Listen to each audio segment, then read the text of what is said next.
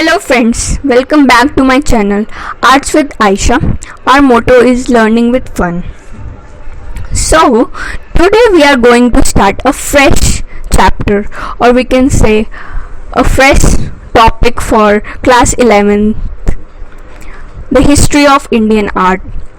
I know it is boring for many of the students, but if you read it thoroughly, it will be interesting. So to make this topic very interesting, we have to give a reason why study of Indian arts is so important. So to know the status of cultural development of any nation, it is necessary for a person to deeply study and prevalent arts and its all other forms. And history of Indian art, we have ensured we could know all the achievements of the glorious past of our nation, and together with this we can play an important role with their activities in such a way that cultural heritage would be more prosperous.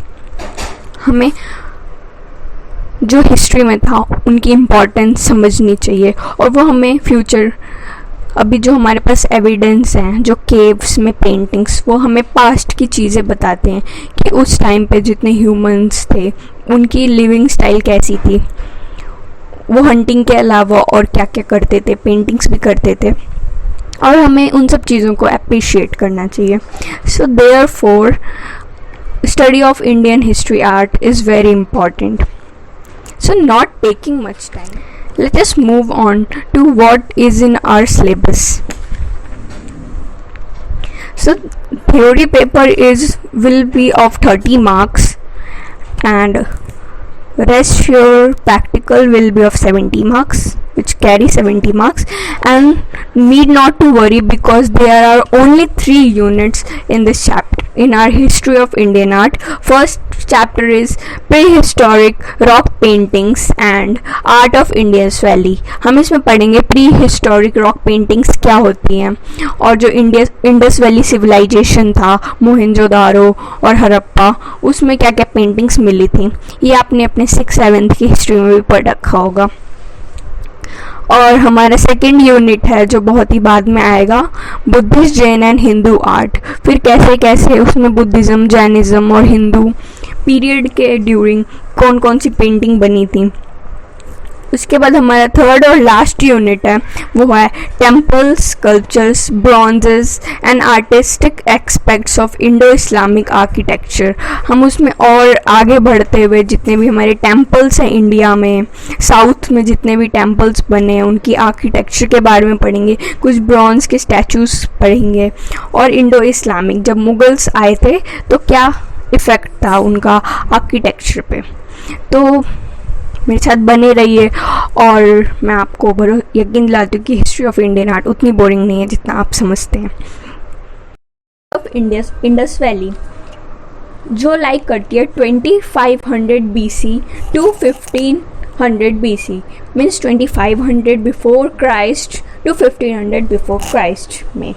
सो ये unit जो है वो further divided है 2 सब units में. Pre-historic rock paintings के बारे में पढ़ेंगे हम कि वो कैसे ओरिजिन में आए, वो किसने डिस्कवर किए, और क्या क्या साइट्स थे प्री हिस्टोरिक रॉक पेंटिंग्स के. और फर्दर इसी यूनिट में हमारा जो सेकंड सब यूनिट है वो है आर्ट ऑफ इंडस वैली. उसमें हम इंडस वैली सिविलाइजेशन के बारे में पढ़ेंगे, वहाँ पे क्या क्या आर्टिफैक्ट्स और स्टैचूज़ मिले थे एक्सकवेशन के दौरान. सो चलिए स्टार्ट करते हैं. सो गाइस टॉपिक का नाम है प्री हिस्टोरिक रॉक पेंटिंग्स. सबसे पहले प्री हिस्टोरिक का मतलब क्या होता है. प्री हिस्टोरिक मतलब होता है हिस्टोरिक से भी पहले, नहीं, from the time in history before events were written down. जब हमारे पास किसी भी इवेंट का रिकॉर्ड नहीं होता था, कोई रिकॉर्ड करने वाला नहीं होता था, तब के ह्यूमंस में इतना उनका ब्रेन नहीं डेवलप हुआ था कि वो सब रिटन रिकॉर्ड्स रखें. तो जिस पीरियड का हमारे पास रिटन रिकॉर्ड नहीं है, from the time in history before events were written down, उसी को हम कहते हैं प्री हिस्टोरिक. और प्री हिस्टोरिक के रॉक पेंटिंग्स हमारे लिए बहुत इम्पॉर्टेंट है, क्योंकि इसी के ये एक स्टोन जैसा है जिसके ऊपर ही सारी हिस्टोरिक इवेंट्स लाई करती हैं. सो हमें एक मैप दिख रहा है, इस मैप में Indian pre historic and historical sites. तो इस मैप को 3 जोन्स में डिवाइड किया गया है, रेड, ग्रीन और ऑरेंज। ऑरेंज तो नहीं है, ब्लू है। तो रेड, ब्लू और ग्रीन जोन में इस मैप को पूरी तरह डिवाइड किया गया है। और आप देख सकते हैं जो रेड डॉट से हमें शो किया गया है pre historical sites of paintings, और जो ब्लू डॉट हैं उनसे रिप्रेजेंट किया गया हिस्टोरिकल साइट्स, मीन्स उसके बाद का जो टाइम पीरियड था, और एंग्रेविंग एंड स्कल्पचर्स। और ग्रीन डॉट से ही रिप्रेजेंट किया गया historical sites of painting and sculptures. तो आप देख सकते हैं पूरे इंडिया और एज वेल एज पाकिस्तान में भी हमें बहुत सारे प्रूफ मिले हैं प्री हिस्टोरिकल पेंटिंग साइट्स के। नॉर्थ और सबसे ज़्यादा मध्य प्रदेश, भोपाल, राजस्थान के अराउंड सबसे, और साउथ में भी बहुत ही सारे हमें एविडेंस मिले प्री हिस्टोरिकल साइट्स। बेसिकली ये साइट्स हैं हमारे पेंटिंग्स के। So in India first of all the rock painting was discovered in the year 1867 to 1868 AD। तो ये ईयर आपके लिए बहुत ही इम्पॉर्टेंट होगा। एग्ज़ाम में क्वेश्चन ऐसे आ सकता है कि write a short note on pre historic rock paintings. जितने भी प्री हिस्टोरिक रॉक पेंटिंग्स है उस पर एक शॉर्ट नोट लिखो। तो आपको फर्स्ट लाइन में तो यही मेंशन करना है कि टाइम पीरियड क्या था, 1867 से लेकर 1868 AD। और ये फाउंड किया गया था, एक आर्कियोलॉजिस्ट थे जिनका नाम था आर्की पॉर्कलाई। अगर आपको इनका नाम नहीं याद आता तो आप स्किप कर सकते हैं, बट बेटर यही होगा कि आप लर्न कर लें। सो और भी कुछ इंडियन आर्कियोलॉजिस्ट थे like Mitra, Ghosh, Anderson, Cockburn, जो सबसे पहले आर्कियोलॉजिस्ट थे। Who initially took interest to discover a large number of sites where primitive man took shelter in the caves. जो प्रिमिटिव मैन थे वो केव्स में रहते थे और वो वहीं पे हंटिंग वंटिंग जो भी करते थे, अपनी लाइफस्टाइल केव्स में पेंटिंग्स के थ्रू डिपिक्ट करते थे। Guys, hence rock paintings have been found on walls of the caves which are widely spread and situated in the district of Madhya Pradesh. आप इस मैप में भी देख सकते हैं, सबसे ज़्यादा जहाँ पे हमें ये केव्स, वॉल्स के केव्स में ये पेंटिंग स्प्रेड है वो डिस्ट्रिक्ट्स हैं Madhya Pradesh, Andhra Pradesh, Karnataka, Bihar as well as Uttar Pradesh. और एविडेंस फाइंड किए गए हैं छत्तीसगढ़, झारखंड, तमिलनाडु, केरला, उड़ीसा और उत्तराखंड के। ये कुछ हाईलाइटेड स्टेट्स हैं जहाँ पे सबसे ज़्यादा पेंटिंग्स हमें मिले थे।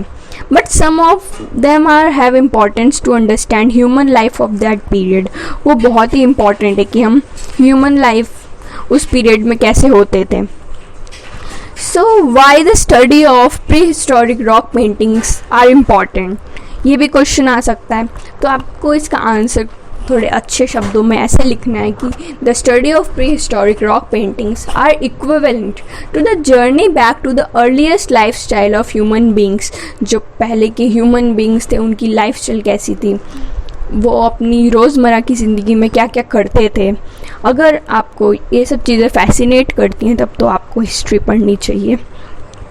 सो फर्स्ट पॉइंट में आप पॉइंट वाइज लर्न करेंगे तो आपके लिए ज़्यादा बेटर रहेगा। एक फिंगर टिप्स पर रहना चाहिए सारे पॉइंट्स। तो पहले पॉइंट ये है कि pre historic cave paintings of Lakhudiyar. Lakhudiyar एक टर्म है जिसका मीनिंग होता है 1 लाख केव्स। उसमें अल्मोड़ा डिस्ट्रिक्ट में, जो कि उत्तराखंड में है, अल्मोड़ा डिस्ट्रिक्ट, उसमें सबसे पहले एक केव्स हैं बहुत सारे। उस केव्स को 3 कैटेगरीज में डिवाइड किया गया था, जहाँ पे फर्स्ट केव में हमें मैन की पेंटिंग्स मिली थी, एनिमल्स की मिली थी और ज्योमेट्रिक पैटर्न्स मिले थे। जो अर्ली ह्यूमन बींग्स थे प्रिमिटिव, वो ये तीनों उनके फेवरेट टॉपिक्स थे पेंटिंग करने के लिए। और जो कलर था जो मोस्टली यूज़ हुआ था वो था white, black and red occur colour. Red occur होता है जो रेड और ऑरेंज के बीच का जो कॉम्बिनेशन होता है, गेरुआ टाइप्स का। So there are some superimposition of paintings. जो पेंटिंग्स हैं वो वॉल्स में एकदम हाईलाइट होकर आई हुई हैं और इतने सालों बाद भी, सेंचुरीज गुजर जाने के बाद भी वो बिल्कुल फ्रेश हैं। और उन्हें ह्यूमन एक्टिविटीज़ भी कोई इंटरफेयर नहीं हुआ है ज़्यादा केव्स के अंदर, तो वो अभी भी पेंटिंग्स बिल्कुल फ्रेश की फ्रेश ही हैं। और दूसरा रीज़न ये है कि बिल्कुल नेचुरल कलर्स यूज़ हुए थे उन पेंटिंग्स में, तभी वो एवर लॉन्ग लास्टिंग है। So the earliest are in black, जो सबसे पुरानी जो फिगर्स ड्रॉ किए गए थे वो ब्लैक कलर में थे, और उसके बाद जो थोड़े उसके बाद किए गए वो रेड ऑकर कलर में किए गए। और जो एकदम last group comprises of white paintings. So guys, second point is the granite rocks of Karnataka and Andhra Pradesh provided a suitable space to the Neolithic man.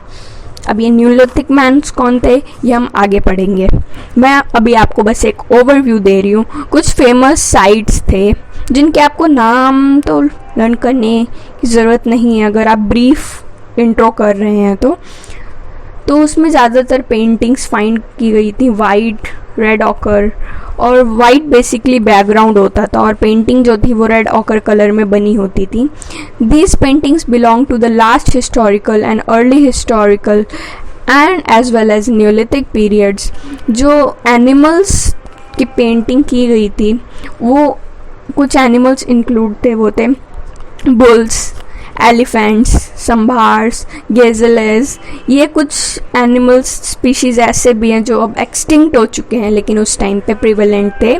sheep, goats, horses and stylized human are mainly depicted in the figures of these sites.